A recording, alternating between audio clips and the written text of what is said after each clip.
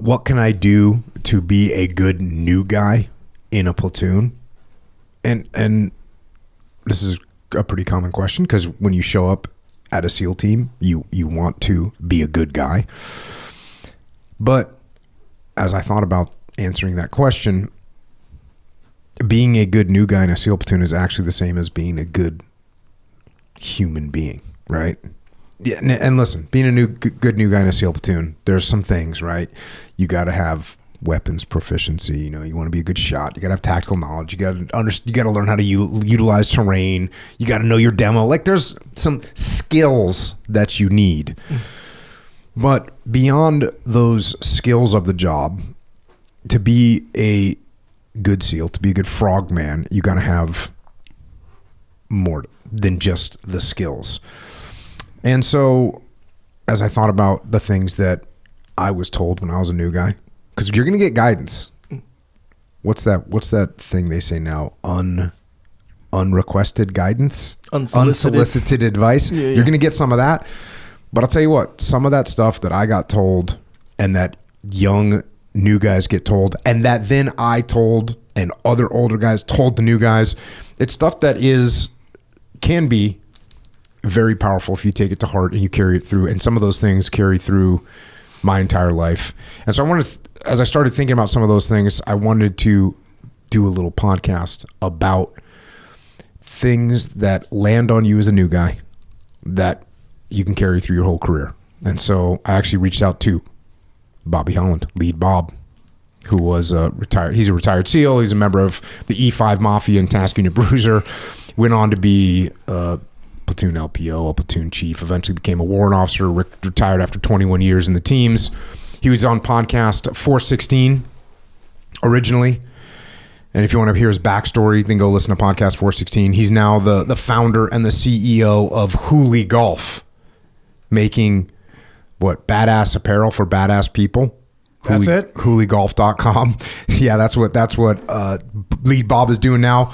But like me, he once was a new guy, and then he raised new guys. And so, Bob, we're going to talk about some of that. Thanks for coming back. Yeah, man. Thank you for having me back, and I look forward to have this conversation, man. It's something, especially with where I'm at now, it's very much in my headspace because I'm basically a new guy all over again.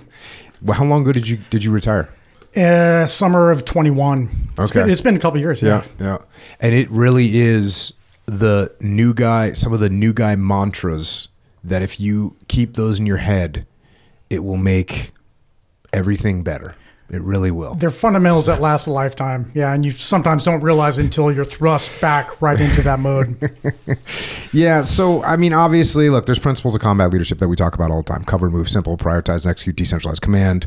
The things that you've heard me say a million times, discipline equals freedom, the attitude of extreme ownership. Those are clearly things that are fundamental to everything that I've done. And those are the things that I passed on. But there's like some brass tacks things that you hear when you're a new guy that stick with you. Now, I got to tell you the story about me being a new guy. I was with a couple other new guys. We were checking into SEAL Team 1, and we had to go see the Master Chief.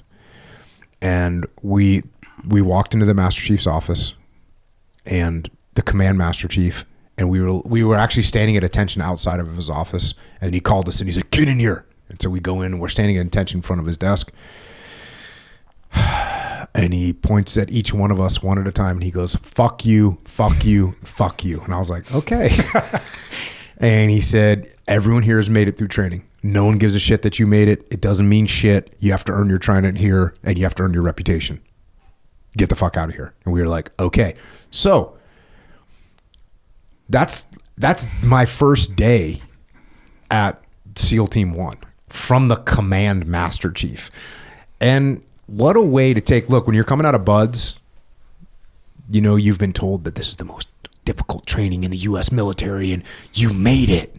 And they put a big American flag up behind you, and we didn't get our tridents, but you graduated BUD/S, man. So you're feeling good, and you might be feeling a little bit cocky. Well, Master Chief took that right out of us. So we had that happen. And then a couple days later, we had all the new guys that had now checked in. Maybe it was a few weeks later, but guys were on leave or whatever. I think, did we go to jump school? Yeah, we had already so we went to jump school. So we had gone to jump school in Fort Benning, Georgia, and then traveled back across the country. Guys are showing up in 1s, 2s, and 3s or whatever. So finally we get all the new guys. We all get assembled, and we get our various indoctrination briefs from whoever. But the Master Chief comes in again, and he says, keep your mouth shut, keep your ears open, don't be late, don't forget any gear. And he left. That's all he said. Keep your mouth shut, keep your ears open, don't be late, don't forget any gear. So, cool. Again, his first statement, keep your mouth shut, keep your ears open. It's like, you hear that all the time, right? Keep your mouth shut, keep your ears open. What he's saying is be humble and listen. And to this day, listen is so important. And you think when you're in a leadership position, that's the time you run your mouth? Nope. It's actually time you listen more. So keep your mouth shut, keep your ears open, be humble. The next one, don't be late. Now, I was always very paranoid about being late. I would not be late. I would rather be 5 hours early than 30 seconds late for something. The only waiver I gave myself on that was when I was going to college. I was going to college with another team guy at the University of San Diego. And the parking was so difficult to get. But you might get lucky and get a parking spot, or you'd have to get there 2 hours early. And so we shook hands and made a deal, because he was a squared away guy too. And we were like, okay, listen, I'll be here around 10. It might be 10:08. It might be 10:04. And he's like, I get it. So occasionally you give a waiver like that. But I think if you're late, it's just such a reflection of everything. You know what I mean? Yeah, it's kind of a betrayal to the team. Just signals that you straight up betrayal. Bobby's going hot, dude. Betrayal. Aren't prioritizing your life accordingly. Yeah. If you can't show up on time, can we count on you? That's a problem. Maybe. I got that thing where I say, if you can't control your temper, right? How can you control anything? Well, if you can't show up on time, how can you execute a mission? Well, there was traffic. Well, didn't you plan for that, bro? We all had traffic, or whatever the case may be. It's kind of a sign of bad judgment. It's kind of a sign of a lack of understanding of the way the world works. Yeah, or it just may signal that you don't give a shit. And as a new guy, that's not really a good signal you want to put out to the team. Yeah. Well, remember Tony used to say everything takes a half an hour? I know. And I was thinking this morning we both showed up 15 minutes early. So yeah. I think, Tony is the 30-minute standard and everyone else probably 15 minutes. Yeah. Unless it's something really, really important. Like you said, I mean, there's certain things that you just can't be late on that you can wait around 2 hours. Yeah. Yeah, and there's also something in the Navy, which is pretty important. It's missing movement, which is like a ship leaves and you're not on it. And if that happens, bro, you're in big trouble. Maybe 30 minutes early for that. Yeah, you want to be 30 minutes early you don't want to miss movement at all. So that's really important. And then the third thing was don't forget any gear, which again, if you're forgetting gear, it's kind of a reflection of just sort of you, right? Like you forgot this thing. The other thing I think is important about that is you can't go back in time and get that thing. Like when you don't have something, it's too late. And missing one piece of gear can really disrupt an operation depending on what's missing. I had actually GIF. Remember GIF was on the podcast? Yes. Well, we were both new guys together. We were both radio men. And one time he forgot something. I forget if he forgot a antenna or an antenna base or something that was very critical to making communications. And he came to me afterwards, and GIF, forgive me for blasting you right now, but the credit to him was he came to me and was like, bro, I forgot this thing. And I don't remember, maybe he had a secondary and he was like, hey, I forgot one, but thank God I had a secondary, or maybe he just didn't make comms. But either way, it was like, because GIF was squared away. So for him to forget something, it made me even more hyper paranoid about making sure I had my gear. So, a lot of people see the sexy stuff that we do and, highly choreographed, whatever. A lot of people don't see the behind the scenes and the very simple things we do that seem like redundant and kind of ridiculous. But one of the things Tony and I used to do, so on that Ramadi deployment, every single time before we went out on an op, every single op, we went out, we looked at each other and we went helmet, nods, primary, secondary. We went through our whole load out there.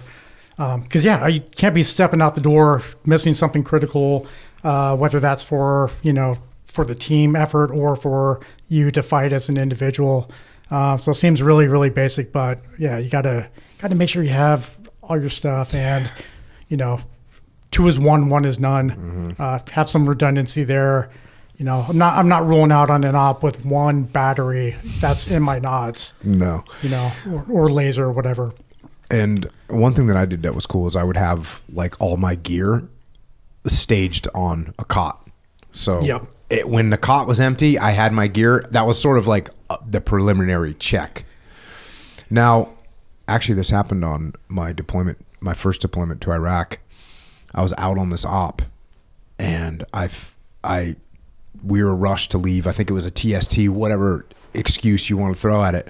But as we're out there, I'm like, all of a sudden I felt my back pocket. So on your cami pants, the old cami pants, there was a back pocket that had a button on it. So you could like seal the thing. And that's where I would keep my blood chit. And like I had like $200 cash in there. And I had my military ID. I had like one of those little plastic see-through things. And I'm out there and I'm like, dude, I don't have that with me right now. And I was so pissed at myself, and I was like, how did I do this? And it was like mind-boggling to me. And luckily, that's stuff that you only need in a really extreme situation. Luckily, we came back. But what had happened was my back pocket had like folded up when I put my pants on, and it was actually just tucked up under my waist. So I had it. But it was one of those things where I got away with, it gave me the guilty feeling that I had screwed up, and I became even more paranoid.